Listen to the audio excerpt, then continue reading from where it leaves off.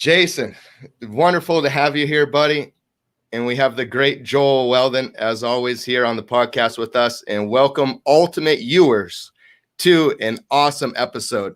Now, Jason, you are super interesting to me because all of us entrepreneurs and all of us humans, whether you're a stay-at-home mom or you're building a big business or a small business or anything you're doing in life, there's stress that comes with finding achievement. And you, my friend, are 51 years old and you look like you're 25 years old. So you must be doing some health things right. And I see the big things you're doing right in health is especially mental training and emotional training and the way you deal with stress. And I don't care if you're Elon Musk or you're living under a bridge, you could have a better life by dealing with stress better. So that's what I want to talk to you about today is how to have the amazing success you've had and do it with tranquility. Well, hey, so good to be here, Robbie and Joel. Thank you for having me on your podcast. Well, and let's start with this. Let's start with, it's like, this is your head, and this is your head on thoughts. And if you're an entrepreneur, this is your very, very turbid and crazy. So what happens is if we make this snow globe still, after a period of time, the turbidity settles, and then we have more clarity. And so a lot of it's like this in here just becomes turbid and crazy. It's estimated we have 50,000 to 80,000 thoughts a day, and 99% of them are the same thoughts we had yesterday. So when you learn to drop the turbidity and basically come into the now, come into the moment, and come into this moment, it's a very, very powerful process. It doesn't change like your situation. Like the situation is the situation, and stress is just your reaction to the situation. Like for example, if I say, I'll ask a group sometimes, is a car accident an emotional experience? And most people will say yes to it, like right off. Well, of course, a car accident is an emotional experience. Well, a car accident is two pieces of metal hitting each other at a certain velocity. Your reaction to it may be emotional, may not be emotional. Like, for example, since we started this podcast, there was a car accident somewhere. Is that emotional? Well, no, probably not. And so it has more to do with your response as opposed to the actual situation that's going on. Now, how do you, Mr. Successful and Joel, you have had a life that you've achieved great success, and you've done it with incredible family ties and connections, and you haven't overworked yourself. And now at almost 80 years old, you have the schedule of most 25-year-old entrepreneurs, and you do it with great energy, and you do it with a low amount of stress, and nothing seems to really fade you, And so how do you deal with that same type of handling of life and success and management of staying in that tranquil path? Well, try to hang around with Jason Campbell is one way. It's tranquility. And Jason, welcome to this podcast. But I think one of the basic principles is control the controllables. That I learned early on that there are certain things you can't do anything about. And if you can't do anything about them, don't worry about them because you can't do anything about it. And that simple little thought really is the basis of that. And then in meeting people like Jason a number of years ago when we started working together and me helping him with his speaking, learning about how important it is to live a stress-free life. And I think you picked that up since you haven't known Jason as long as I have. The first thing people notice about him is his tranquility, that he doesn't get upset about things. And he has a method that you can use as you participate in this podcast to help you be the same way. So my method is simply knowing the difference between what you can control and what you can't control. And as an example, you use that car accident. If you were in a car accident and it's over, there's nothing you can do to stop it. It's already happened. Now, what are you going to do about it? That's the difference. So, Jason, I think your example, and we mentioned about being 51. I mean, I've got socks older than that, but still, at 51, you are like a 20 some odd year old. Physically, the things you do, how you move, and all the things you're involved in, and hiking and running and the physical activities and your martial arts, all of that is an example of how the body reflects what's going on in the mind. And so how do you do all of that, Jason? That's what the listener wants to know. How do they get the tranquility of a Jason Campbell? Well, I think the short answer is very masterfully. The long answer is it's a process. And for a listener that doesn't know, Joel has been one of my secret weapons over the last, I think 4 years or so. Joel is a master of presentations and a master of speaking. And so when I've had different presentations, I will show it to Joel beforehand. And he'll just take a little thing here, something small, take something from the ending. And it's like the last 3% or 5% of mastery. And it's really, really, so, hey, I'm a lot of gratitude to you, Joel. I'm a better communicator, a much better speaker than I was before I met you. And so, if we look at, we say, is stress good or bad? Well, stress is stress. I mean, and we could divide stress into two types of stress. We could say distress and eustress. Eu is in euphoria. And you need stress to do everything. You need stress to stand up and walk. So I understand when we say stress, we usually think of distress. And a lot of times that's just being scatterbrained or back to having too many thoughts in your head and not having a method of having an off switch to the thinking. I mean, a lot of students and clients that I work with, even as silly as I say, as silly as, but as important as sleep, have a hard time sleeping because the voice in the head doesn't shut off. And so what we do is we just start with different tools to get the voice in the head to start off. And one of them, if we do this, let me grab a book here. If I still have it, do I have it? Yes, I do.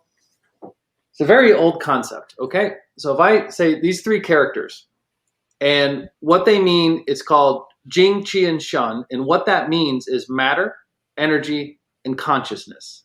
And so we're made up of these three things. We're made up of matter, everything you can see, touch, and feel. We're made up of energy. Another word for energy is called Qi, but that's also breath. And emotions are considered energy because you can't, if I said, show me anger, well, you can't hold anger in your hand. You could show me an angry face. What does your face look like with anger in it? Okay, you could do that. But emotion doesn't, like, you can't hold it. You can't hold energy in your hand. It's like breath. And then there's also what we call, the last one is consciousness or spirit. And a very simple way of thinking of these three, like Jing, Qi, Shan, matter, energy, consciousness. If we have H2O, we would call it ice, liquid, and then vapor. So it's the same construct, just shows up in different ways. Okay, so what does that have to do with stress? Well, kind of like everything, because what happens is when we have tension, it goes somewhere. And everyone has tension. I mean, I have tension, and it just because if you say, and I probably have more distress than it lets on, but I have a good way of managing it. And a lot of times your plans don't go as you planned. Actually, how many times does your day go exactly as planned? Probably more not than it does. And so, okay, what's your reaction to when things don't go as planned? And then you can do a lot of things with that stress. That tension has to go somewhere. But what I also find with our members and and students, the easiest thing to start with is to start with the breath. That's the simplest, and that you get the fastest result is to start doing breath work and mindful breath work. Because I think it's 17,000 to 23,000 breaths a day. And the majority of those breaths are without mind. They are without intent. They are not deliberate. And it's all automatic, and you're just breathing so you don't die. This is what happens. But if you can get like deliberate in the inhalation and the exhalation, and there's a whole series of exercises of holding the out breath, holding the in breath. It's a very powerful process of like relieving that tension and putting you in the moment. And it's kind of like letting the steam out of the espresso maker.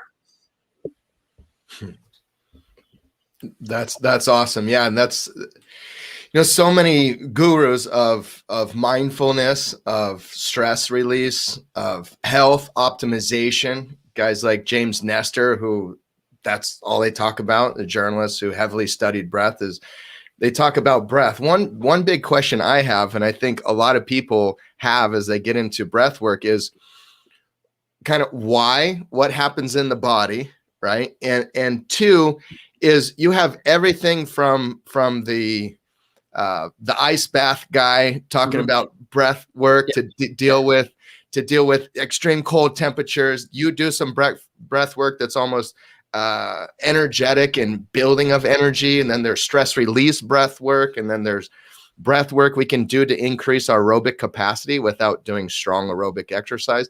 So let's talk about those different forms of breath work, and let's talk about what you have found, because you're an expert on the subject. How can people utilize that breath work to get the best results, and what is kind of the menu that's available to them for breath work? Well, the first thing I'll say is, for the most part, everything you mentioned is good. Like all the different systems, it's hard to go wrong, and it's not likely you're going to injure yourself doing breath work. Different than personal trainer. I mean, that's your expertise and the training and the physical, mastery of the physical body. And there's a lot of ways training can go wrong in the body. With the breath, not as much. So if you pick a system, and especially if a system starts to work with you, then definitely roll with it. But let's also look at how important breath is. Well, how long can you go without sleep? How long can you go without food? How long can you go without water? And then how long can you go without breath? Well, a lot longer than the other ones. The other interesting thing about breath is that when we lose weight, where does fat go? And the answer is it goes through the breath when you're expelling it.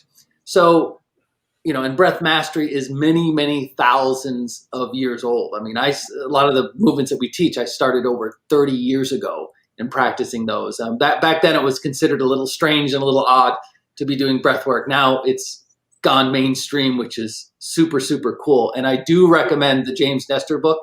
And we all, met him at Genius Network, really gracious guy. And I think his book is fantastic. And his book has exposed a lot of people that otherwise wouldn't get into breath work or see the importance of breath work into starting some type of process. And just to begin, I have a whole series of music, and I have soundtracks, and I have meditations, none of which I can play on this platform right now. we discovered that beforehand. StreamYard needs to upgrade its process for better audio, right? It's a little rough, but here we are. Is the first thing is just start with breathing through your nose, and just start by taking deep mindful breaths. That's it. We just go do this. Just inhale and exhale. And that was about 8 seconds. If we just did 4 seconds in or so, or 4 seconds out. And even if you just start with that, that's okay. And that just starts you regulating your breath, because when you react to something, or if you have, if you're emotional about something, if you have a lot of emotions running through you, the breath just starts to regulate it, is what it starts to do. Again, it doesn't solve the actual problem, but it helps you manage the problem with a clearer head. And there's a funny thing. Emotions are a funny thing, because we have a saying, and we have this saying called, I am angry, I am happy, I am this, I am emotion. Well, if you really think about it, that's actually not correct. Because if you say, I am angry, like, really, your anger?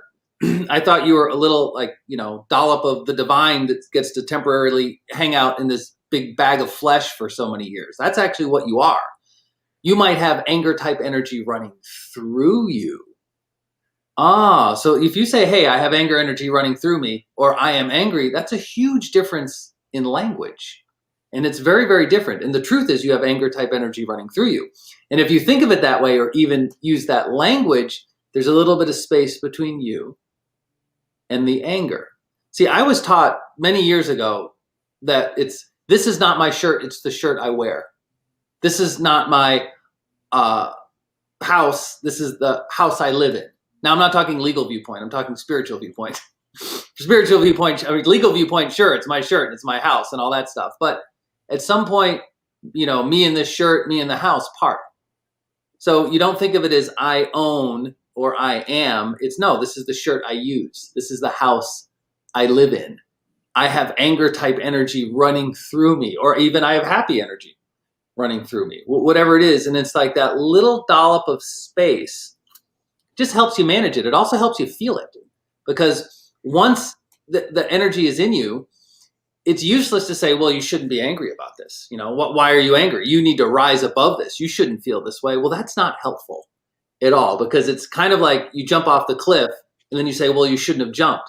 It doesn't matter. Once you jump, it's like, let's build a parachute. Okay. That's what you need to focus on. Right. And so with the emotion, it's the same way. And then when you have that little dollop of space between you and the emotion, it just helps you stay level. And you still feel it. So it's not that you don't feel it, or it's not that you don't have emotion. I have all these emotions running through me. If you actually get into Oriental medicine, the emotions hang out in different parts of the body. Anger hangs out in the liver. Fear hangs out in the kidney. Shock hangs out in the heart. Worry hangs out in the stomach and spleen. And grief hangs out in the lungs. And so it's actually because they're just vibrational frequencies, all the energies. And we're big bags of vibrational frequencies. So, most people who are there do all this energy work and breath work and are kind of the very yin, right? They're not looking for more like your average entrepreneur, average successful entrepreneur, right?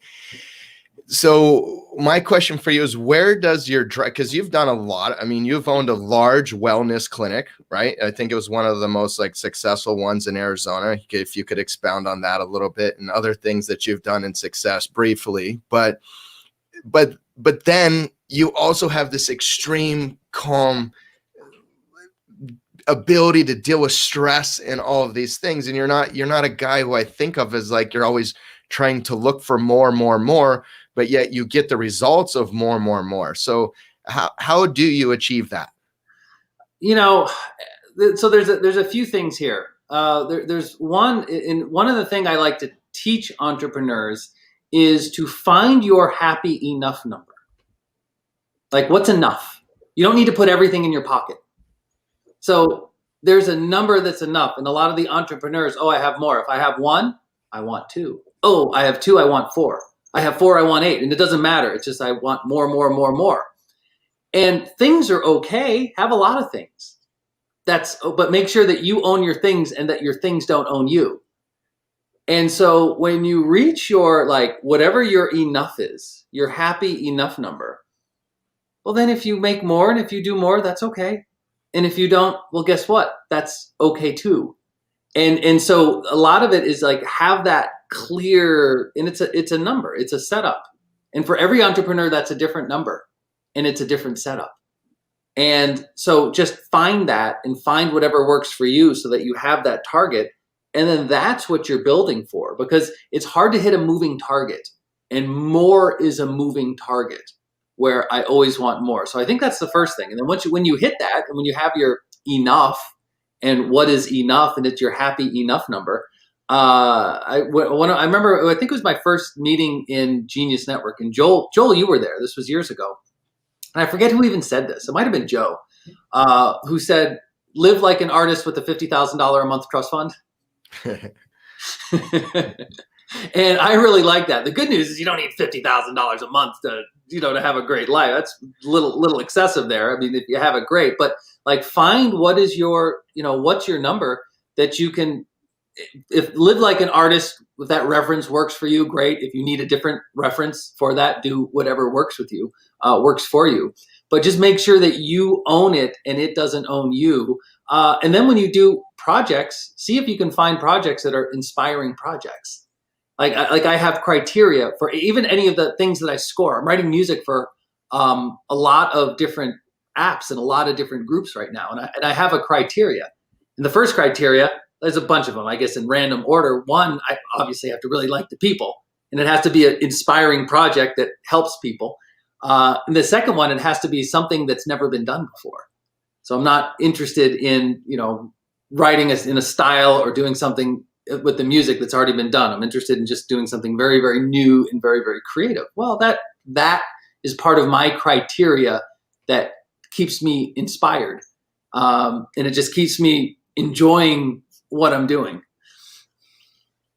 So I heard you say that you let your internal drivers push you forward. That's where I really heard you. You're not trying to, oh, I should do that thing because that'll make me more of myself. Now, what you're doing is, or going after ego, or I think I should do this because of hierarchical positioning as a human. You're thinking about it as, this is what's great and passionate about me, and I'm going to manifest that into the world. That's one thing I really heard you say. Yeah, and ego is also a funny thing, because it's easy to think, oh, ego is so bad, and don't let your ego, get in the way, and that's all ego. Well, ego is neither good nor bad. Ego is ego, and ego does great things. It gets you to do things, and it can push you, and we have this little identity with our ego. I had one old Taoist teacher say to me decades ago, he said, Jason, don't be so worried about being at one with the universe. You have death and all of eternity to be at one with the universe. Enjoy your separateness. And that's part of the ego.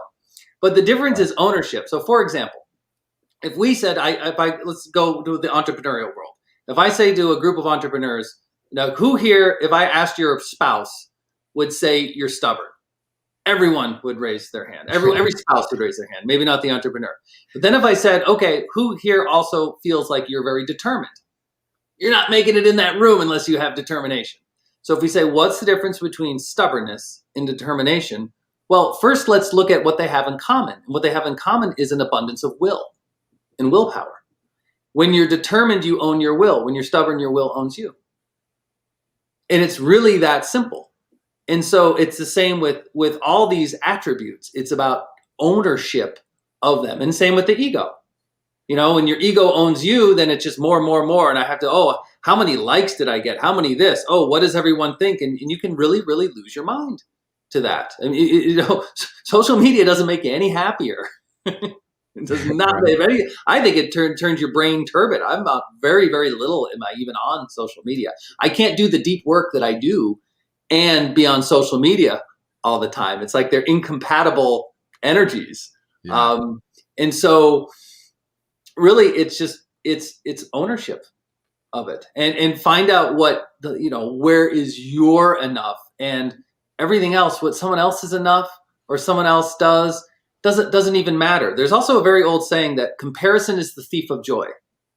Okay. It's like, you like what you have until you see, someone else has more. Well, now I'm not happy with what I have anymore because I saw somebody on social media. Oh, they took a picture next to a plane. I need a plane. Very few people really need a plane. Okay. But and maybe nothing wrong with have a plane. Own a fleet of planes. Own 1 million planes. It doesn't matter.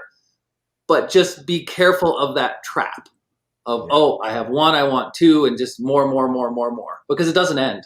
And so you just have to smile. And that's the ego that wants that.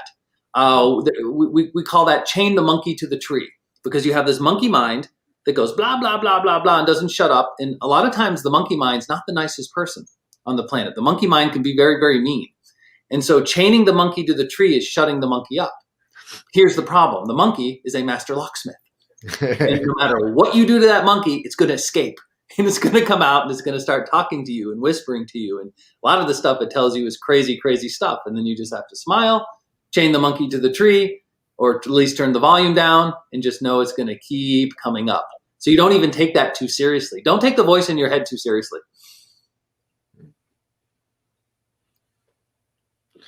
Yeah, this big thing that I've found in this subject that works well is basically this statement. If your measurement of success is outside of yourself, then you'll never be enough.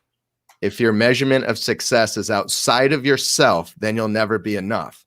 So if you must measure from the inside and then project that outward. So if, the way people look at you, if you're fit enough, if you're wealthy enough, if you're whatever enough, then you'll never actually be enough if you look at those things. But when you look at it from self-love, self-respect, and then a universal connection with others, then you'll have a much better mindset and much less stress. So how do you look at that, Jason? Well, here's a funny thing. It's if we go back even to emotions. See, if you're happy all the time, you're never happy. If everything was blue, it would no longer be blue. In order for blue to exist, you need contrast. You need something else. In order for happy to exist, you need something else. You need its opposite. And whatever the opposite we could use, we could say sad, or whatever word we want to use is the opposite. And so actually you need a little yin yang energy of your emotions. You need a little bit of dark, and that to actually fuel this. And so, sometimes, you feel good, you got good mojo running through you, you're happy, or sometimes maybe a little bit down, you don't have that. The question is when you are down, in this context, how quickly can you get out of it? And it's not that, I'm never going to feel down. I'm never going to feel angry. I'm never going to feel sad. I'm never going to not want to be motivated. I'm never going to want to say, screw it, I'm done. I don't want to do any of this stuff anymore. Why am I doing this? No, there's a really good chance you'll have that. Actually, for most of our listeners, there's a really good chance you'll experience that by the end of today. That's going to happen, and you're going to have that experience. And so the mastery is how, when you go there, how quickly can you get out of it? And there's tools to do it. A lot of times it's breath and something physical. It's amazing just doing something with the body, going to, do some training on your program, Robbie. Go through an hour with you. It'll pop you out of any crazy thoughts, because just doing something and just getting into your body or getting into your breath. It's easier to do it that way than to like meditate that away. Like to get really still, it's just harder. You mentioned earlier when you were giving us that example of just taking in a deep breath, that it was about 4 seconds in and 4 seconds out. How about talking about frequency, and why is that important? I've heard you talk about that before, and it's fascinating. Is it, you mean vibrational frequency? Well, or frequency, how often you do it? How the seconds on the breath, as an example. Because you said that was about 4 seconds in and 4 seconds out. Why is that important in breathing? Well, it's a real okay. So the short answer to that is when you can do it timed and regular. That's very important. Actually, I have 9 albums that I did that are all 1 beat per second, and there's a bell every 4 seconds to breathe in, and then you breathe out, and the songs are all 5 minutes. So there's a whole series of music I wrote for that you just slowly breathe in and slowly breathe out. And then when you get comfortable with that, you go to 8 seconds. When you go comfortable with that, you can do 12 seconds and then 16 seconds. And you're slowly doing that, because when you regulate the breath, that starts to calm the nervous system. Because let's think about the opposite. When someone is panicking or stressed, usually it's like short chest breaths as opposed to deep lower abdominal breathing. So if you can do the 4 seconds now, that's the short answer. I guess the flyover to the long answer to that is then there's a lot of variations where you breathe in for 4 seconds and breathe out for 8 seconds. Now you're usually purging toxins and purging emotion. Breathe in for 4 seconds, breathe out for 12 seconds. Aha. Or then you can breathe in for 8 seconds, breathe out for 4 seconds this way. You can do that. When you do that, generally you're putting more energy into your body. So if you need to like expel, you breathe out for longer than when you breathe in. If you need to put in energy, you breathe in longer than you breathe out. And then there's variations of holding the in breath and holding the out breath. There's a whole series of movements, but that's the very short answer to that. So the inhalation is energy producing, and the exhalation is really stress relieving. There you go. That's a good flyover, right? Which is why it's good to, like, if you're going to do some sayings or positive affirmations, you say that positive affirmation coming in, and then you visualize yourself letting go of whatever negative attachments you have. Yeah, right? That's actually really good. Yeah, and I like affirmations, because one of the good things about affirmations, there's affirmations, like this is all in English, so in your native tongue or the language we're talking, there's that. But there's also what's called mantra, and mantra is you say something. I'll use for example, there's a lot of mantras, but one very popular one's called Om Mani Padme Hum. And What was that? Say that again. Exactly. 6 syllables. Om Mani Padme Hum. Okay. And when you say that, Om Mani Padme Hum, Om Mani Padme Hum, there's a whole meaning and there's a whole teaching behind it, but it's not creating more thought. It tends to drop the thought. And if you say a type of mantra over and over again, it helps relieve thoughts, because it's almost like there's no room for more thoughts because you're saying the mantra. And that's a very, very good way to start to clear your head, different types of mantra. And you actually can say mantras without using your mouth, but just saying it in your head. You'd say like Om Mani Padme Hum, Om Mani Padme Hum. You just say that in your head and say that 108 times. There's actually a saying about that one mantra, is that all the teachings of the Buddha, the first Buddha, Siddhartha, are contained in those 6 syllables. So just say those 6 syllables 10,000 times. Just do that. If you want to read the Noble Truths and the 8 Limb Path and all the Buddhist scripture, fine, read it. But you're better off just saying that mantra 10,000 times.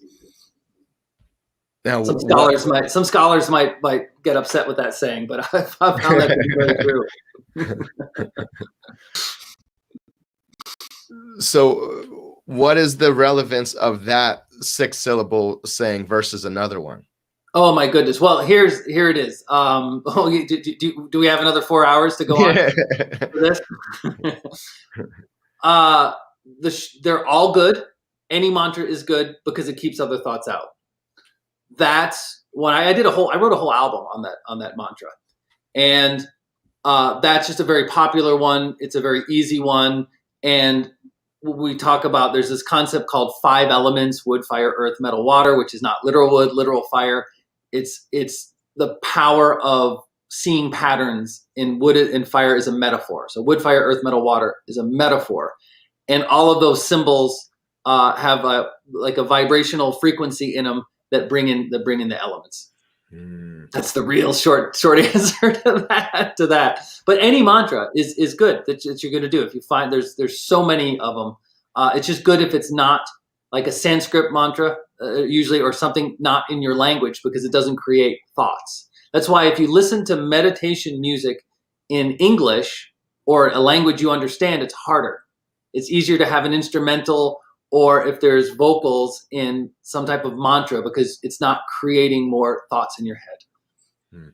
We should talk about that before we close out, is those 5 elements, because this is something you talk about quite a bit, and you say that all life cycles have these 5 elements, right? And before we get into it, can you clarify, like, does that mean maybe the stock market has these 5 elements? Does that mean crypto has these 5 elements? Does that mean a relationship, a human, any animal?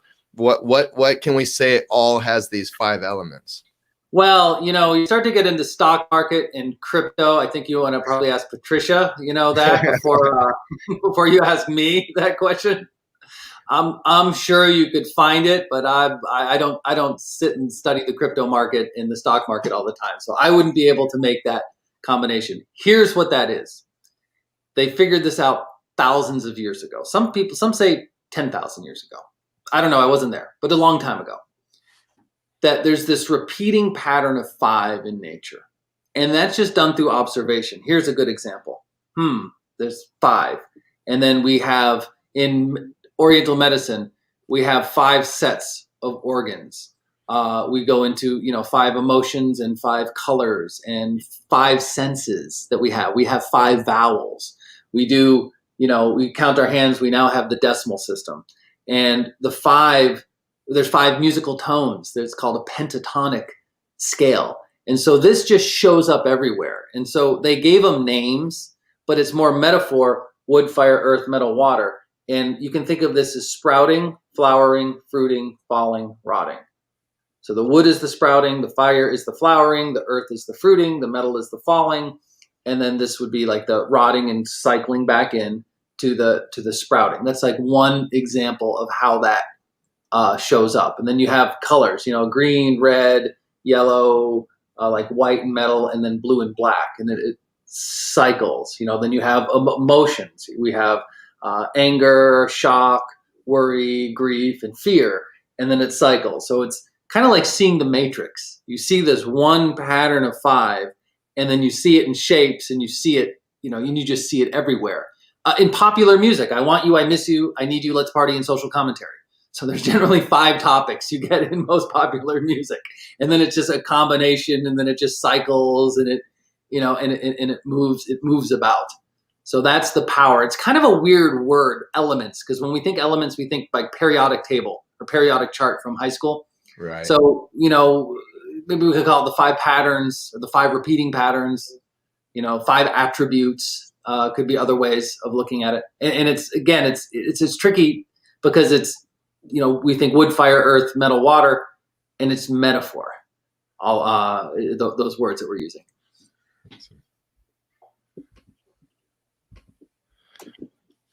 What say you, Joel?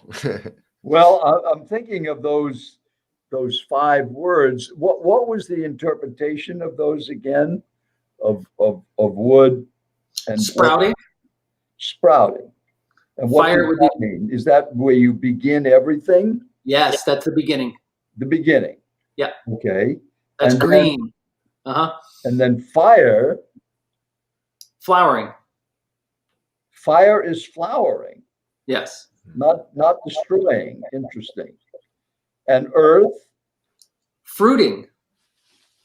So what is the difference between flowering and fruiting? Well, it's the next step in the cycle. Because if we also go into like all these 5, again, it's metaphor for a repeating pattern. Because we could call, fruiting is usually also the sweet. Earth element is considered sweet in the taste.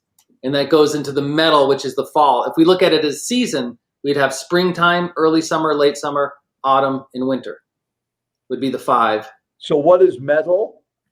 Metal would be like falling, cutting, like a sword, and something cuts is a metaphor. And it would be the fall, autumn. This is also crisp, the autumn. That's sharp, kind of metallic, metally. And then the water as last. Would be, that would be rotting, just going back into the earth. Would that be dying? Yeah. Oh, yeah, absolutely. Well, if we look at life cycle, if we think 108 years, okay, but if we just think of that as the pattern, the wood phase of life would be the springtime of your life is generally considered age 0 to 8, and that's when everything is new. A 4-year-old, you come back a month later, they look different and they know different things. So everything is like just new. It's sprouting. It's like new. It's green. It's new plant life. It grows very, very fast. Then you have the fire phase of life. The other 4 phases are 25 years. Is 8 to 33. And 8 to 33, that's like your early summer of life. And that's look at me, what I'm going to be. That's when you're having kind of the potential. And again, it's not 33 in the date. It's a season change. And season's not a day. It's a gradual arc of season. Then you have the third one. We call that earth or late summer. That's 33 to 58. That's where you are, young man, right? That's where I am, yes. And that's the earth. And that's, again, a 25-year phase. And a lot of that is, you do a lot of your life's work. A lot of it, at least it gets started in that phase. And again, everyone's a little different. So this is really, really broad stroke here. And then the metal is the fall, age 58 to 83. And that's where you are, Joel. Yeah. And that's the metal element. That's the harvest. And then a lot of that is you kind of get what it's like the reap what you sowed in the previous season. Like the seeds you planted in the earth phase or what you get in the metal phase in the autumn. And then 83, we call it 83 to 108 begins the water phase. And the water is, preparation for death and all of eternity. And what happens after, again, whatever the age is going to be, but it's that season, it's that cycle in that season. So it's with one lesson learning 10,000. If you saw the movie The Matrix, it's kind of like seeing the Matrix. And you start seeing things as you have mastery over just this concept. You start seeing things in like, what's this repeating pattern? Because in musical tones, there's the repeating pattern. In medicine, emotions, colors. What do you think happens after death? Let's throw a real question at Jason. So the question, what? 108. Okay, so the question is, what happens when you die? Yeah, what do you think? The people that love you get really sad. Great answer. And what happens to you? Well, I'll give you a few answers. The first answer is I don't know because I'm not dead yet. Okay. The second answer to that, a lot of it is, a lot of this has to do with what you believe. And, what you believe is going to happen, there's a part of that. But if you think of this, if you think of, okay, a little, it's like we have this little dollop of the eternal I am. It's like, think of an ocean. I take the drop out of the ocean. Well, we're a drop out of this ocean. And then we get in this body. We get issued a body. It's not even your body. It's the body you use, because at some point you give it back. And then when the body goes away, then the question is, what happens to the dollop? What happens to the little dollop of consciousness? And well, okay, does it go back? Maybe it goes back into another body. Maybe it goes back into another life form. Maybe it just goes back into the ocean. Well, I know Robbie knows that he was a Roman centurion in a past life, right, Robbie? Yep, probably. Stephen Regelstein? Yeah. Stephen Regelstein told me, I was some gladiator type of person in a past life. Yep. I thought you were that in this life. Yeah, I would say the same thing. You haven't changed much, yes. Now, I think a helmet could look good on you, like a Roman helmet. I think it'd be very, very fitting. Like if you were sitting there in full Roman attire with your cape and your helmet, I wouldn't bat an eyelash. It would be very fitting for you. Well, it was interesting listening to your perception about what happens when you die, because as you're listening to this podcast, you're not making this alive. You're not gonna get out of this experience alive. However, we don't really know for 100% certainty what happens. So since my philosophy I mentioned earlier, control the controllables, since you can't control what happens when you're dead, then we got to focus on what happens when we're alive, because that's the thing you can control. And that's your breathing, that's your health, that's your food intake, that's your exercise. And that's why this Ultimate You podcast is about these things, to help you be the best you can be while you're here, because that's the only thing we know. You are here now. You've got a body. And how good of shape is that body? What about your mind? What are you doing to keep improving your use of that mind? And then, as Jason is giving us, and how do you go through this experience enjoying the journey by being stress-free and more tranquil and in the moment? And I think you gave us so many great things. And one of the things I really liked best was the one that I wrote, which was find out you're happy with enough. What is your happy enough number? And think about that. And that's one thing that I've always done with our family, because Robbie mentioned that early on, is we decided that we would do as much business as we needed. And that was enough. There was always more we could do, but we didn't need it. And of course, if you realize you only have 18 summers with your kids and then they're gone and grown, it's only those 18 summers you need to focus on. And then when they get older and grown, if you've done that right, they're going to be with you forever. So I know, Jason, and your family and your situation, how close you are, that's the difference. And it's being present. So, Jason, you've given us such great wisdom. I'm sure is there something Robbie should have asked you he didn't ask you? Oh my goodness. I think you covered it. I know we're going to share some of your music on this podcast, because we can't do it in this format. And why don't you tell us a little bit about what they're going to hear? Well, I have a few different brands of music that I do. One is called Zen Piano. And in Zen Piano, the teaching is that the space in the music creates space in your head. And so if you listen deeply, I mean, you can use Zen piano a few different ways. You can just put it on the background while you're doing other things. A lot of people use it that way, and it just helps creativity. It also helps put a little bit of space in your head.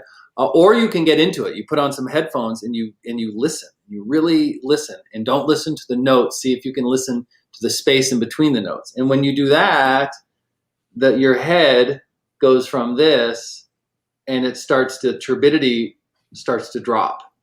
And so like deep listening, we didn't really talk about that much, but deep listening is another way that you can go from here to here, because everyone responds to music a little bit differently. And the ears are a funny thing. The ears are connected to the kidneys. The ears are the first sense that grows in the womb. The first thing you hear is your mom's heartbeat. And the ears have a sense that they're hard to close. You can close your eyes, you can close your nose, you can close your mouth. It's very hard to close your ears. And there's this like range of 20 hertz to 20,000 hertz, of hertz meaning a vibration per second, that we perceive as sound. And everyone has some type of music, some sounds that you felt emotional, or makes you feel good, or makes you feel sad, or made you cry, or gives you chills. And so it's a very funny thing, how we perceive this like little range of frequency. And so that's the Zen piano you listen to create more space in the head. And it's kind of like the old saying, when a tree falls in the forest, does it create a sound? And I remember as a kid that was like, oh, does it create a sound? Yes, no, we go back and forth. Well, the answer is actually kind of obvious. The answer is no, it doesn't create a sound. It creates a wave. It moves air.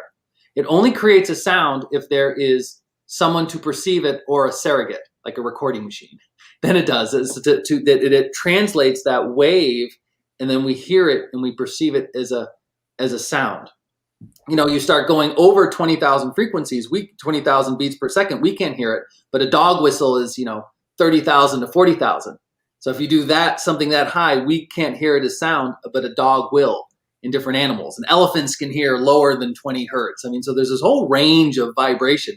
We just perceive this little set of it as sound, and then that can like create all types of emotion. It's really a funny concept. It's a beautiful concept, and everyone's a little bit different. And so that's the Zen piano. What's the second one that we're going to hear? Oh, well, if we want to do more, you know what I could play for you? I could play for you something really cool. It's not even released yet. I could give you, it's called New Opera. And what we did there is I flipped opera on its head. And because traditionally opera is an external drama that expands. And so I said, okay, what if we looked at your internal drama, and instead of expanding it, let's dissolve it. And let's dissolve it with deep listening. And so in the new opera, and it comes out, I think, later this year. It'll actually be out. Our listeners here can get a sneak peek of it. But if you listen to that, and again, deep listening, if you can, listen with headphones. It's a 3-minute song, and see if you can listen to some of the silence and some of the space. And the singer that does this, her name is Asnev. She's she's beautiful. I mean, and I wrote her many parts. So some of these songs have 6 vocal tracks, 3 in each ear. Just these beautiful, beautiful melodies. She's really, really spectacular. And then traditionally opera is very, very long, right? It's 2-3 hours. I mean, some of them are even longer. No, I made these songs 3 minutes, each of these songs. So it's like everything was flipped. And she's one of my opinion, but one of the best opera singers on the planet that I got to sing this. And so that's a real fun one. I can include one of those in the once you edit the podcast after we're done with the live. How about we give them a third one? My goodness. Okay, so I'll give it a third one, and I'd love to see. I could go on all day about this talking about. No. Short and snappy. Number 3 is what? Number 3 would be what I referenced. Opera. Yeah, what I referenced earlier. It's a song that has a bell every 4 seconds, and that you breathe in when you hear the bell, and that you breathe out when you hear it again. And so you do it to regulate your breath. And in those albums, there's an element teaching. There's wood, fire, earth, metal, water, in all of that. And it's, the wood music sprouts, the fire goes up and disperses, the earth is sweet, the metal goes down and splits, and the water flows, and all of that. So I'll pick one song for you for that. So wow, three different pieces of music here. Three different stuff. It's like a smorgasbord of great information. So yeah, we can list all those when this gets edited. We can put that at the end. And where can people find that if they want to just go right now and find that? Where would they go, Jason? Yeah, go to zenpiano.com. Okay. Yeah, they have all that. Zenpiano.com, and then okay. everyonecanmeditate.org is another site that you can opt in, and we can send you some cool meditation. If you opt into the zenpiano.com, we send you a bunch of cool stuff. Fantastic. Awesome. I feel so much calmer. Yeah, we'll all just take a moment of silence now. Well, thank you, Jason. This is awesome content. Great to learn from you and to feel the energy of Tranquility with you. Yeah, well, hey, thank you for having me on. I mean, and this was a lot of fun. I love this because it just forces us to talk for 30 or 40 minutes or so. Right, exactly. Now it's up to you to have a tranquil life and make it a great day.